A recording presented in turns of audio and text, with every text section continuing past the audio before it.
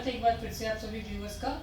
आज के इस वीडियो में हम लोग CS73 theory of computer science term end examination June 2020 के क्वेश्चन नंबर फर्स्ट ए को डिस्कस करने वाले हैं, जो कि आपका DFA, जो कि आपका डिटर्मिनिस्टिक फाइनाइट ऑटोमेटा पर बेस्ड है। तो आपका क्वेश्चन क्या कह रहा है कि डिजाइन करना है आपको एक DFA, ठीक है, डिजाइन और DFA ओवर अल्फाबेट सेट। आपको एक अल्फाबेट सेट दिया है A और B का, ठीक है।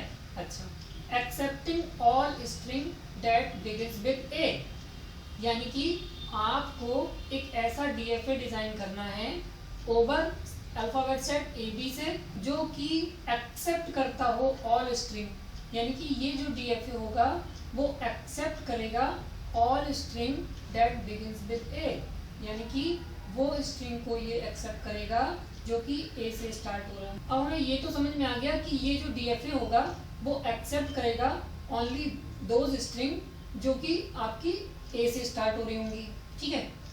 लेकिन अगर इसका दूसरा पहलू देखें कि ये किसको एक्सेप्ट नहीं करेगा, यानी कि हमें ये भी तो ध्यान रखना होगा कि ये DFA किसको रिजेक्ट करेगा। तो रिजेक्ट किसको करेगा, जो कि आपकी B से स्टार्ट हो रही हो, ठीक है।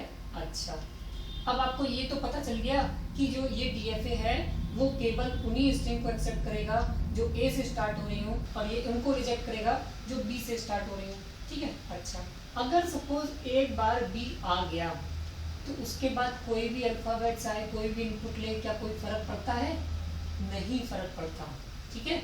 कोई फर्क नहीं पड़ता कि अगर पहली बार ये B आ जाए, ठीक है, उसके बाद चाहे A आए चाहे B आए, हमारा ये DFA उस स्ट्रिंग को एक्सेप्ट ही नहीं करेगा, ठीक है। अच्छा, अब मान लीजिए फर्स्ट आपका A आ गया और उसके बाद, अब उसके बाद क्या है, अगर उसके बाद A आए चाहे B आए, ठीक है, हमें कोई फर्क नहीं पड़ता, क्योंकि हमारी यहाँ पर कंडीशन केवल ये दी गई है कि ये जो DFA होगा वो एक्सेप्ट करेगा ऑल स्ट्रिंग जो कि A से स्टार्ट हो रही हूँ। तो हम लोग DFA इसका डिजाइन करते हैं, कैसे डिजाइन होगा चलिए हम लोग बताते हैं। तो पहले तो हम लोग समझ लेते हैं कि DFA क्या होता है। तो देखिए, डिटर्मिनिस्टिक फाइनाइट एक्सेप्टर की जो डेफिनेशन होती है, अ डिटर्मिनिस्टिक फाइनाइट एक्सेप्टर, और हम लोग जिसको DFA बोलते हैं, इज डिफाइंड बाय द क्विंटपल। क्विंटपल मतलब 5 टपल्स लेता है ये, ठीक है। अच्छा, तो डिफाइन क्या किया गया, M is equals to Q sigma delta Q not F। अब इन टर्म्स को समझते हैं कि Q क्या है। Q is a finite set of internal state, यानी कि Q एक फाइनाइट सेट है, और फाइनाइट का मतलब है जिसकी गिनती की जा सकती हो, ठीक है, यानी कि लिमिटेड स्टेट्स होंगी, इंटरनल स्टेट्स, ठीक है।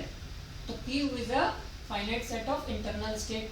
अच्छा, अब ये सिग्मा क्या है, sigma is a finite set of symbols called the input alphabets, है ना, यानी कि जो भी हम लोग इनपुट अल्फाबेट्स लेते हैं वो भी कैसे होने चाहिए, फाइनाइट, है ना।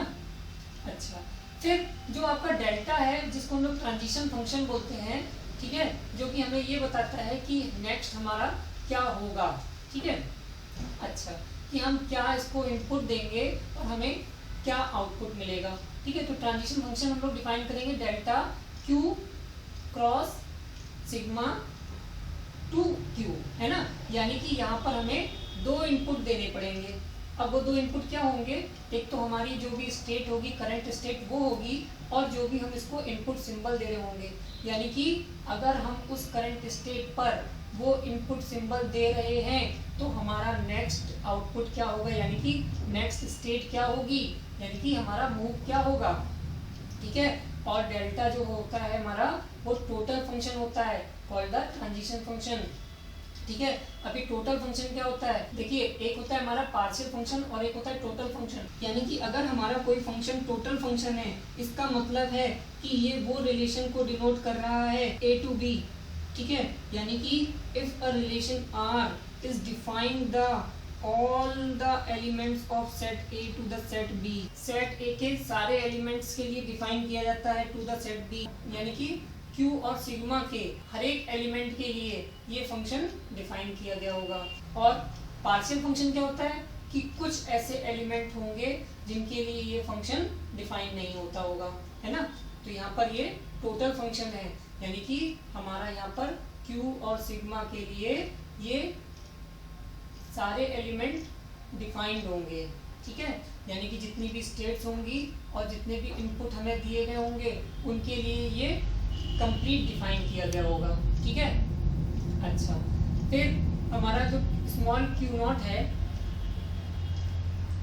यहाँ पे क्यू नॉट होगा, स्मॉल क्यू नॉट है वो जो है हमारा वो बिलोंग्स टू किस में करता है, क्यू, यानी कि इसको हम लोग इनिशियल स्टेट भी बोलते हैं।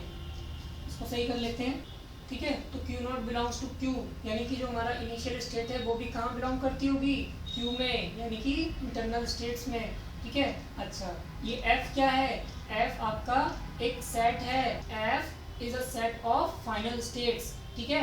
और F is a subset of Q, यानी कि एफ के सारे एलिमेंट क्यू के एलिमेंट होंगे, ठीक है। अच्छा, तो ये तो बात हो गई हमारी कि डिटरमिनिस्टिक फाइनाइट एक्सेप्टर होता क्या है ना। जितने भी टपल्स हैं उनका क्या मीनिंग है वो चीज़ समझी। अब हम लोग बढ़ते हैं अपनी प्रॉब्लम पर। तो हमें जो प्रॉब्लम हमें दी गई थी, जो कि आपके जून 2020 में आई है, कि हमें क्या करना है कि डिज़ाइन और DFA over alphabet set A, B, ठीक है, accepting all string that begins with A. हमारा जो डीएफए है वो केवल वो स्ट्रिंग एक्सेप्ट करेगा जो कि ए से स्टार्ट हो रही है। तो चलिए देखते हैं इसको कैसे इम्प्लीमेंट कराते हैं। तो देखिए, जैसा कि हमारा क्वेश्चन है कि हमें एक डीएफए डिज़ाइन करना है, ठीक है।